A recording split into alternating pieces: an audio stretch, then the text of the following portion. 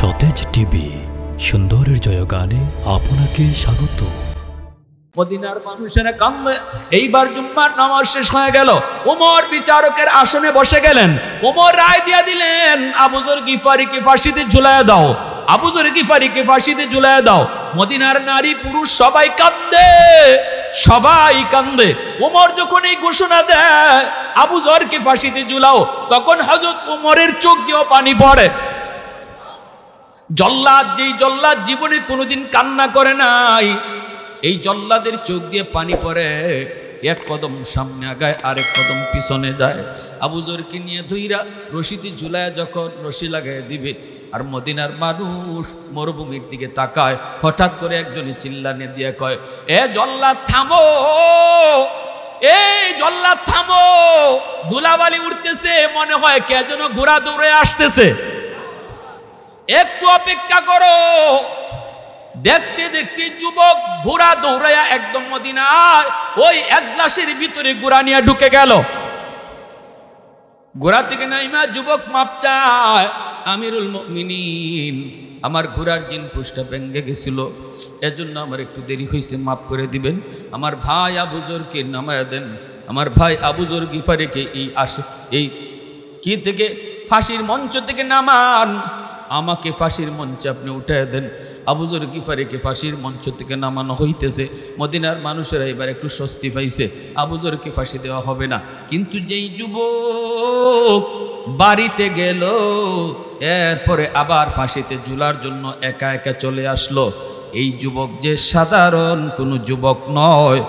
এই যুবকের কলিজায় যে আল্লাহর ভয় কি পরিমাণ। এই যুবক যে ইচ্ছা করে মারে নাই, অনিচ্ছায় মারছে। এইবার মদিনার মানুষ সহ উমরের কাছে বিষয়টা পরিষ্কার হয়ে গেছে। এখন তো আবার সবাই কান্দা শুরু করছে, হাইরে হাইরে, যুবকটা ঠিকই মনে কইতেছে রে, ইচ্ছা করে মারে নাই, কিন্তু ফাঁসি তো হয়ে যেতেছে। যখন ফাঁসিতে ঝুলাই দিতেছে, মদিনার মানুষ আবার কান্দা শুরু করছে।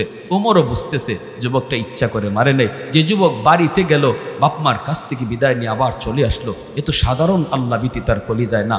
তখনই যেই রশিতে খালি ঝুলাবে, সাথে সাথে ওই বুড়া মানুষটা যে কনুইছে, তার দুইটা ছেলে যারা মামলা দিছে বাদী, এই দুইজনে ডাক দেয়া কয়, জল্লাদ থামো থামো, আমার ভাইকে আর ফাঁসি দেওয়া লাগবে না।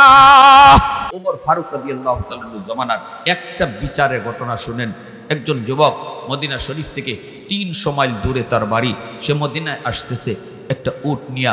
রাস্তায় অনেক প্রচণ্ড রোদ, দিনের বেলা আরবের মরুভূমিতে যারা সফর করে দিনের বেলা এরা দ্রুত গুহার ভিতরে ঢুকে পড়ে।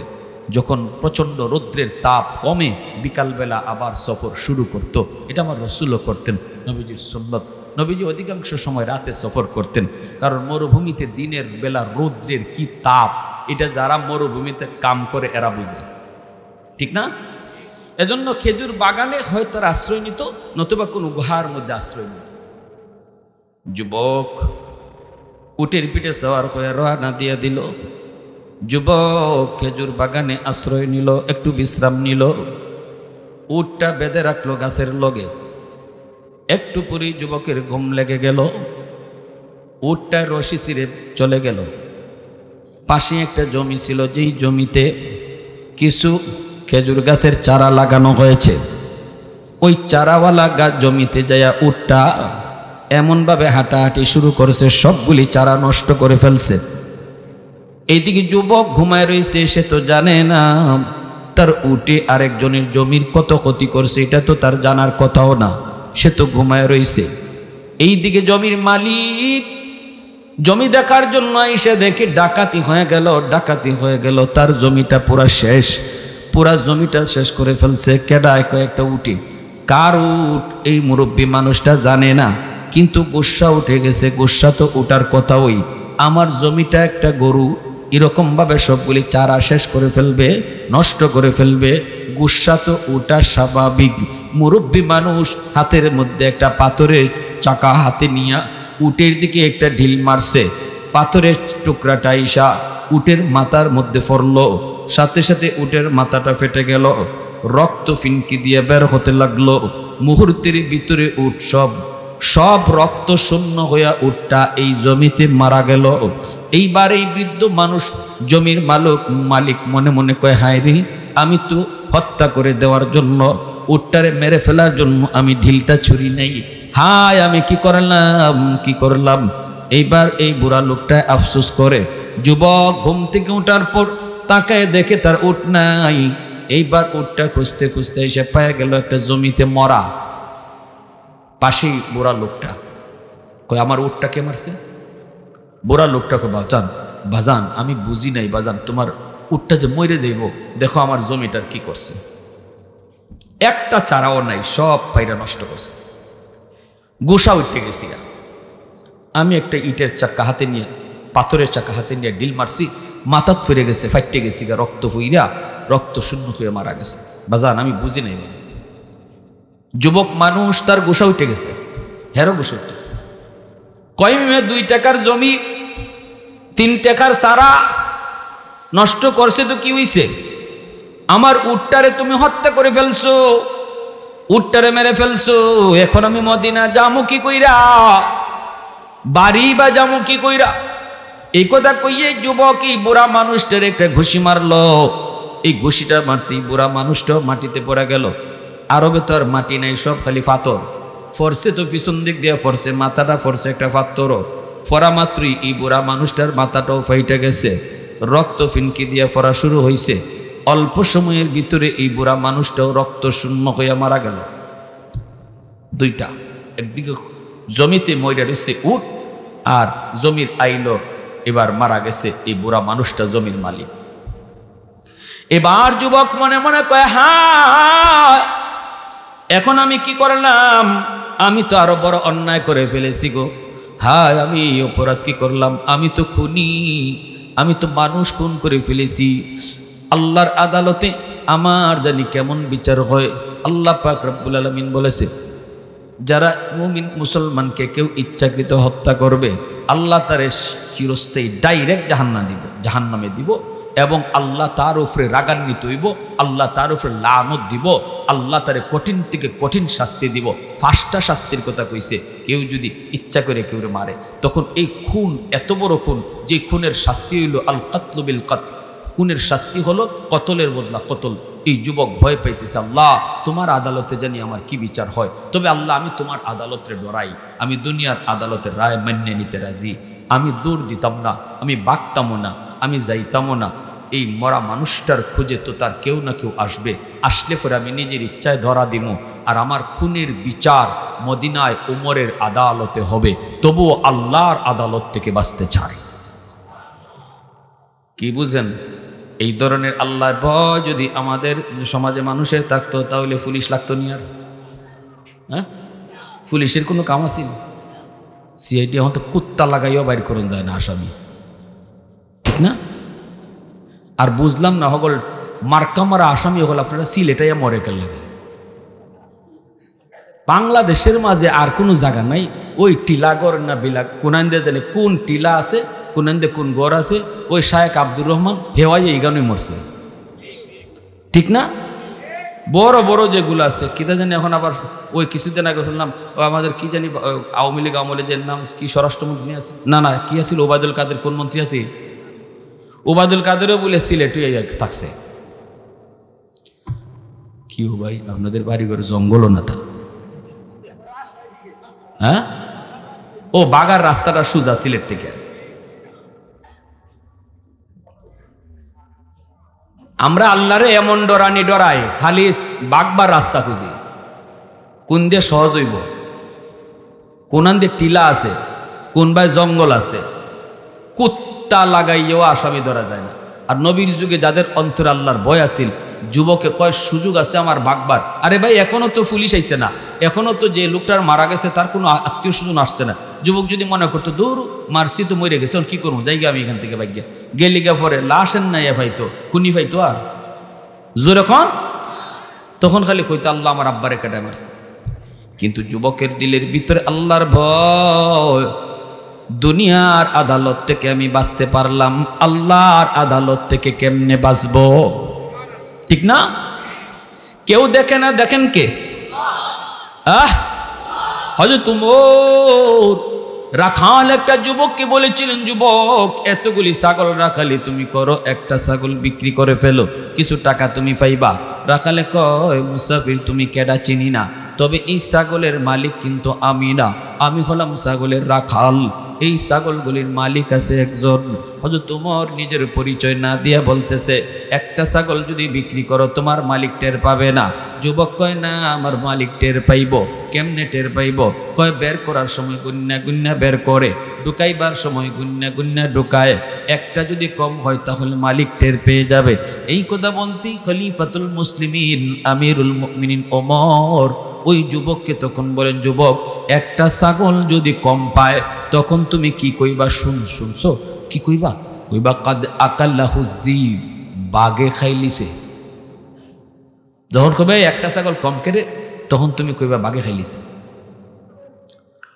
যুবক তখন বলে, মুসাফির কে তুমি চিনি না, আমি যদি আমার মালিককে এই কথা বলি তাহলে 100% মালিককে বিশ্বাস করব, কারণ আমি জীবনে কোনোদিন মিছা কথা কই নাই। আমার মালিক 100% বিশ্বাস করব, কিন্তু আমারে তুমি কও দুনিয়ার মালিক রে আমি মিছা কথা কইয়া বুঝ দিলাম, আসমানের মালিক রে কই রাখমু? ফাআইনাল্লাহ ফাআইনাল্লাহ ফাআইনাল্লাহ। আইনাল্লাহ শব্দের অর্থ হলো আল্লাহরে আমি কই রাখছি, আল্লাহরে আমি কই রাখছি, দুনিয়ার মালিককে আমি বুঝ দিছি, আল্লাহরে কোথায় রাখছি? হযরত উমর যুবকের এই কথা শোনা মাত্রই দৌড় দিয়া যুবককে বুকে জড়ায়া কপালে চুমা খায়া কান্না শুরু করে দিলেন। ওমর কান্দে আর কই, যুবক আয় আমার বুকে আয়, আমি একটা পরীক্ষা করতে আসছিলাম, আমি মুসাফির, পরিচয় জানুনি কি? কে আপনি? কই, আমি অর্ধ পৃথিবীর বাদশাহ খলিফাতুল মুসলিমিন ওমর, আমি পরীক্ষা করতে বের হয়েছি আমার রাজ্যের যুবকদের অন্তরে আল্লাহর ভয় কেমন আছে। যেই যুবক যৌবনে আল্লাহর ভয় কলিজায় রাইখা ওলি হয়, যত ওলি আল্লাহর জমিনে হইছে সবাই ওলি হইছে যৌবন কালে। বয়স যত বাড়ছে আল্লাহর সম্মান তত বাড়ায়া দিছে, কিন্তু ওলির দপ্তরের নাম লেখাইছে যৌবন কালে। আল্লাহু আকবার। এ যুবক, আমি শুধু একটা পরীক্ষা করতে চেয়েছিলাম, আয় আমার বুকে আয়। হাদিস শরীফের মধ্যে আছে হযরত উমর ওই রাখালের কথাটা তসবির মতো সারা জীবন জপছেন। আমরা যেভাবে আল্লাহ আল্লাহ সুবহানাল্লাহ সুবহানাল্লাহ ইল্লাল্লাহ যেইভাবে জপি, হযরত উমর ওই রাখালের কথাটা আইনাল্লাহ ফাআইনাল্লাহ ফাআইনাল্লাহ, আমার আল্লাহরে আমি কই রাখবো। দরজা বন্ধ করে বাবারে ফাঁকি দিলাম, স্কুলে গিয়া আমার স্কুলের টিচাররে ফাঁকি দিলাম, কলেজে গিয়া কলেজের টিচাররে আমি ফাঁকি দিলাম, কিন্তু ফাআইনাল্লাহ, আমি আমার আল্লাহরে কই রাখলাম, আমি আমার পীররে ফাঁকি দিলাম, আমি আমার আল্লাহরে কই রাখলাম। উমর সারা জীবনী কথাটা তিনি তসবির মতো জপতেন। এজন্য বলি যুবক, আল্লাহর ভয়। ওই যুবকের কলিজায় আল্লাহর ভয় ঢুকছে। কয় না আমি যাইমু না, লাশটার পাশে দাঁড়ায় থাকমু। সন্ধ্যার সময় দেখা গেল দুইটা ছেলে আসছে বাবার খুঁজে, আইসা দেখে বাবার লাশ, লাশের পাশে যুবক দাঁড়ায় আছে। আমার আব্বারে কে মারলো? এই যুবকটা বলতেছে, বাইরে আমি মারছি, তবে ইচ্ছাকৃত না রে ভাই, অনিচ্ছাকৃত, ইচ্ছা কইরা না। এই হলো ঘটনা। দুইও ভাইয়ে কয়, তাহলে এখন কি করব? বলো তুমি আমার আব্বারে মারছো কেন? কয় মারছি আমি নিজে, অত স্বীকার করি। চলো উমরের আদালতে নিয়ে চলো মদিনায়, উমরের আদালতে যেই বিচার হবে আমি বিচার মেনে নিব। তবেও আমি আল্লাহর আদালতে আসামি, আল্লাহর আদালতে খুনি হওয়া থেকে বাঁচতে চাই। আল্লাহু আকবার জোরে কও। দুনিয়ার আদালতে আমার খুনের বিচার হোক, আল্লাহর আদালতে যেন খুনি হিসাবে পরিচিতি না পাই। আমাকে না উমরের আদালতে নিয়ে চলো। ওমরের আদালতে তারে ধইরা আনা হলো, সাক্ষী প্রমাণ লাগে না, যুবক নিজেই স্বীকার করে আমি হত্যা করেছি, আর সাক্ষীর প্রয়োজন নাই। তবে ইচ্ছাকৃত না, অনিচ্ছাকৃত। ওমর কই, এটা তো মনের ব্যাপার, মনের ব্যাপারে তো সাক্ষী নিতে পারবো না। তোমার অন্তরে ইচ্ছাকৃত ছিল না অনিচ্ছাকৃত ছিল, এটা তো আমাদের দেখার বিষয় না। খুন করছো নি তুমি? কয় হ, আমি খুন করেছি। ওমর বলে, তাহলে রায় হত্যার বদলে হত্যা, ফাঁসিতে ঝুলানো হবে। রায় হলো আগামীকাল, আগামী এত তারিখ তোমারে ফাঁসি দেওয়া হবে। এই রায় যখন ওমর দিয়ে দিলেন, তখনই হযরত ওমর ওই যুবককে ডাক দেয়া, কই যুবক, মনের কোনো শেষ ইচ্ছা আসেনি একটু বলো। যুবক কয়, আমিরুল মুমিনিন, আমাকে একটু সময় আপনি দিবেননি, আমি একটু বাড়ি যাব। ওমর কয়, বাড়ি যাইবা? ফাঁসির আসামি যদি বাড়ি যাইতে কয়, তাহলে কেউ তারে দিবনি সুযোগ। বাড়ি গেলে পরে তুমি যে আইবা এর কি গ্যারান্টি আছে? কয়, আমাকে একটু সুযোগ দেন। কেন আমি বাড়ি যাইমু? আমার বাড়ির পাশে একটা বাজার, এই বাজারে একজন ইহুদি ব্যবসায়ী আছে, ইহুদির ব্যবসায়ীর কাছ থেকে আমি কিছু মাল আনিয়ে খাইছিলাম, কর্জা বাকিতে আনছিলাম, টাকাটা এত তারিখে দেওয়ার কথা, এই টাকাটা এখনো দেওয়া হয় নাই। ওগো খলিফাতুল মুসলিমিন, আমিরুল মুমিনিন, এই অবস্থায় যদি আমাকে ফাঁসিতে ঝুলাই দেওয়া হয়, আমি তো তার পাওনা টাকাটা পরিশোধ করলাম না। এই ইহুদি মানুষটাই আওয়াজ দিয়ে চিৎকার করে করে কইব, মুসলমান জাতি ভালো না, এরা ধোঁকাবাজ, এরা মাল নিয়ে টাকা দেয় না, এমনভাবে মুসলমান জাতি তুইলা গালি দিবে। একটু যদি সময় দেন, আমি দ্রুত বাড়ি যাব, যাইয়া তার পাওনা টাকাটা পরিশোধ করে চলে আসব। হয়তো তোমার এবার ডাক দিয়ে কই, যুবক, কোন বিশ্বাসে তোমারে দিব, সাথে তোমার সাথে কারে দিব? সাহাবায়ে কেরাম সবাই জিহাদের ময়দানে, লম্বা একটা জামাত তোমার সাথে দেওয়া সম্ভব না, আবার একজন দুইজন তোমার সাথে দেওয়াও সম্ভব না, কারণ তুমি বাড়িতে গেলে পরে আত্মীয় স্বজন সবাইকে লইয়া যদি আমার দুইজন সাহাবীরে হত্যা করে ফেলো, এটারও কোনো গ্যারান্টি নেই। অতএব তোমার সাথে কাউকে দেওয়ার মতো কেউ নাই। না না, এই সুযোগ দেওয়া যাবে না। তবে একটা সুযোগ দেওয়া যায়, মদিনায় যদি তোমার কোনো জামিন হয়, এই মদিনায় যদি তোমার কোনো আত্মীয় স্বজন থাকে অথবা তোমার বন্ধু বান্ধব থাকে আর তোমার পক্ষে জামিন হয়, তাহলে তোমাকে এই সুযোগ দেওয়া যাবে। তুমি নির্ধারিত টাইমের ভিতরে যদি না আসো, যে জামিন হবে তারে হত্যা ফাঁসিতে ঝোলানো হবে। যুবক বলে, আমিরুল মুমিনিন, অসম্ভব, এটা হবেই না, কারণ মদিনায় আমার কোনো আত্মীয় নাই, মদিনায় আমার কোনো বন্ধু বান্ধব আপন বলতে কেউ নাই, কেউ আমি খুনির পক্ষে জামিন হবে না, ফাঁসিতে ঝুলার মতো এত বড় রিস্ক কেউ নিবে না। অতএব প্রয়োজন নাই, আমার গলায় রশি লাগাইয়া দেন, আমারে ফাঁসিতে ঝুলাইয়া দেন। হযরত ওমর ঘোষণা দিয়ে দিছে, জল্লাদ রে জল্লাদ, যাও ফাঁসিতে ঝুলাও। যেই মাত্র জল্লাদ সামনের দিকে আগাইতেছে, তখনই দেখা যায় মদিনার মসজিদে নববীর হাউজে থেকে একজন নবীর সাহাবী হাত উঠে বলতেছে, এ জল্লাদ, এ জল্লাদ, থামো, আমি আমার ভাইয়ের পক্ষ থেকে জামিন হইলাম।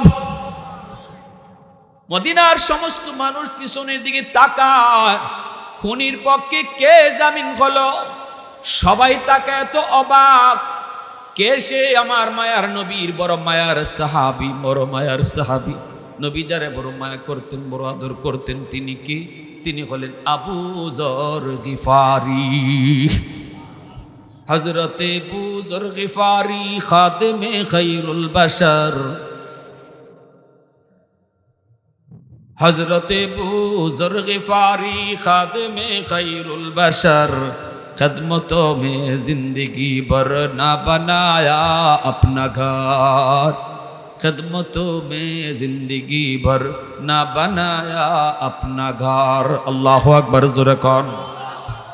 আমার ভাইয়েরা, বন্ধুরা, সাহাবায়ে কেরাম সবাই তাকায় দেখেন আবু যর গিফারি।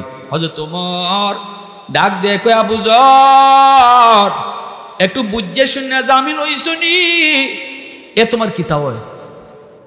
তোমার কি হয়? তুমি যে তার জামিন হইতেছ, তোমার না সিনা আছে, না জানা আছে, না রক্তের, না কিছু, যদি না কি করবা?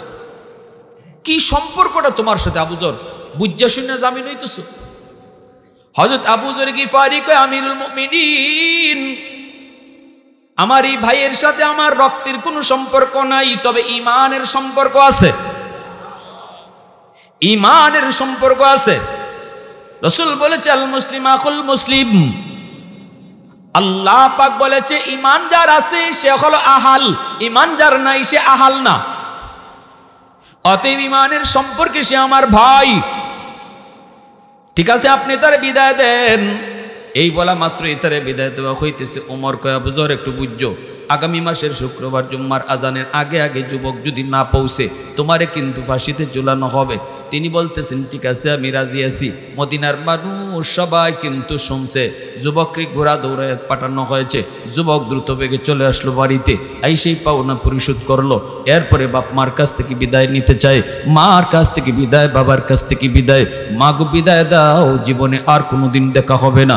মা তোমার সন্তান মদিনায় ওমরের আদালতে খুনি, রায় হয়ে গেছে ফাঁসি গো মা, আমি ইচ্ছা করে খুন করি নাই গো মা। মা দুধের দাবিটা তুমি মাফ করে দিও গো মা। বাবা কত রাত তুমি আমাকে বুকে নিয়ে ঘুমাইছো, বাবা মাফ করে দিও। বাবারে মারে কান্দাইয়া যুবক রোয়াটা দিয়ে দিছে। এইদিকে মা কান্দে, বাবায় কান্দে। যুবক আসতেছে মদিনায়, রাস্তায় তার গুড়ার জিনপুষটা ভেঙে গেল, এজন্য দেরি হয়ে গেছে। এইদিকে জুম্মার আজান হয়ে গেছে মদিনায়, এখনো খুনি মদিনায় এসে পৌঁছে নাই। মদিনার মানুষ সবাই তো ঘর থেকে বের হয়ে গেছে, কি ব্যাপার এখনো নাকি খুনি আসে নাই? অথচ আবু যর গিফারি তার জামিন, ওমরের আদালতে আবু যরকে ফাঁসি দেওয়া হবে। নারী পুরুষ সবাই কান্না করে মদিনার মসজিদে জমা হয়ে যায়। ওমর দুধ পাঠায় দেয়, আবু যরকে দেয় ধৈর্য নিয়ে আসো। ও আবু যর, ওমর তোমাকে ডাকে, খুনি আসে নাই, প্রস্তুতি নিয়ে আসো। সন্তানের কাছ থেকে বিদায় নিয়ে আসো, স্ত্রীর কাছ থেকে বিদায় নিয়ে আসো, মার কাছ থেকে বিদায় নিয়ে আসো। খুনির বদলা তোমাকে ফাঁসিতে ঝুলানো হবে। আবু যর গিফারি খুশি মনে সবার কাছ থেকে বিদায় নিয়ে চলছে।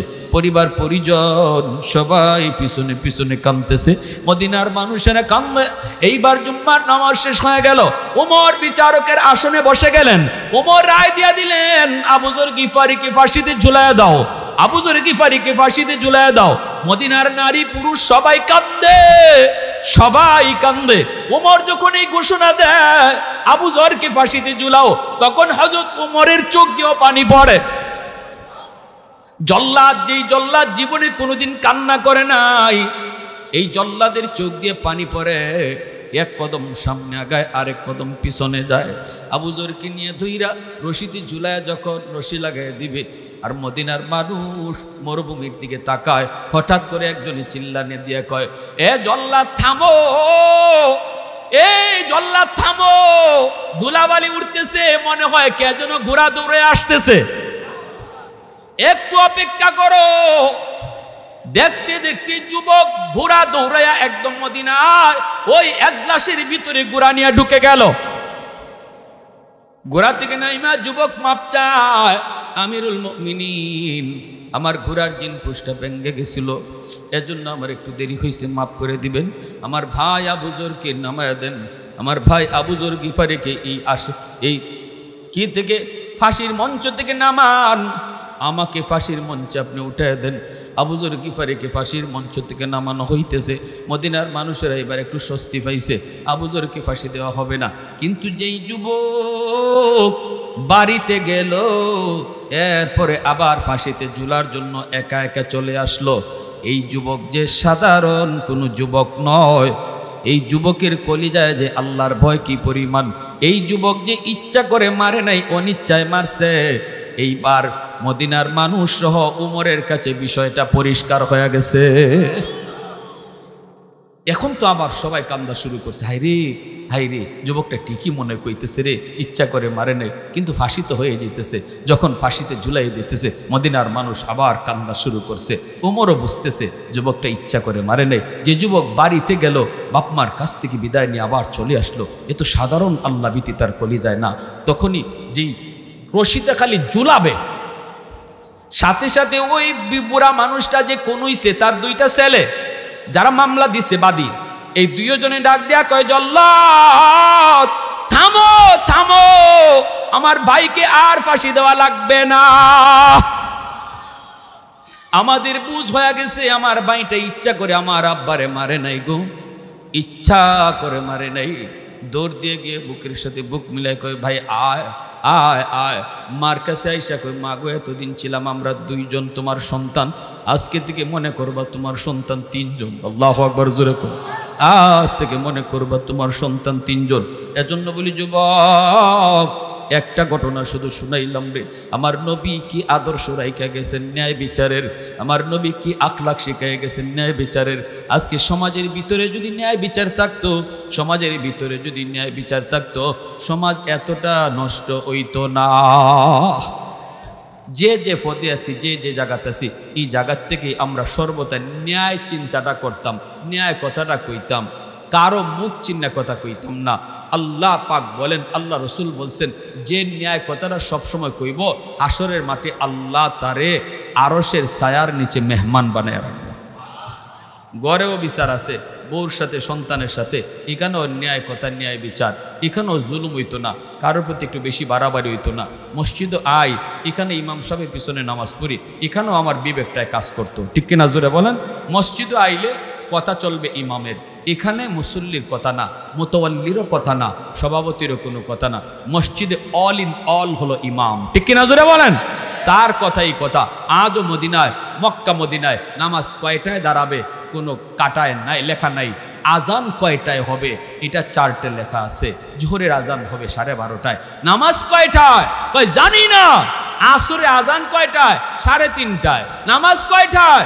জানে না, কেউ জানে না, কেউ জানে না। মাগরিবের নামাজ কয়টায়, আজান কয়টায়, এটা লেখা আছে চার্টে। এর অর্থ হলো আমার রসুলের যুগ থেকে এটা চলে আসছে, নামাজ হবে তখন, ইমাম আসবে যখন। কথা ঠিক আছে? অতএব মসজিদে বইয়া খালি গড়ির কাটা দেখুন, এটা নিয়ম না। মসজিদে বইয়া থাকবে চুপচাপ, সুবহানাল্লাহ, আলহামদুলিল্লাহ। রসুল কইছে মসজিদে বইয়া, মসজিদে বইছো মানে জান্নাতের বাগানে ঢুকছো। রসুল কয় বাগানে ঢুকিয়া চুপচাপ বইয়ে থাকো না, ফল খাইও, ফল খাইও। বাগানে ঢুকছো, খাও না কেন লাগে? সাহাবিরা কয় ইয়া রাসূলুল্লাহ ফল কিতা? রসুল কয় ফল হইল সুবহানাল্লাহ, আলহামদুলিল্লাহ, আল্লাহু আকবার। মসজিদে বইয়ে বইয়ে জিকির করবায়, তার মানে বাগানের, জান্নাতি বাগানের ফল খাইতেছো। আল্লাহ আমাদেরকে বুঝার, আমল করার তৌফিক দান করুন। কারা কারা রাজি আছে একটু হিম্মত করে দেখায়। 5 ওয়াক্ত নামাজ এখন থেকে মসজিদে যাই পড়বো ইনশাল্লাহ। আর এখন থেকে আমার কাছে ছোট বড় যত ধরনের যা কিছুই বিচার আচার আসুক, অথবা সমাধানের কোনো বিষয় আসুক, আমি সর্বদা আল্লাহর সাক্ষী রেখে বলতেছি, আল্লাহ সর্বদা আমি ন্যায় বিচারটা করবো, ন্যায় কথাটা কইমু মরণ পর্যন্ত। সবাই বলেন আমিন।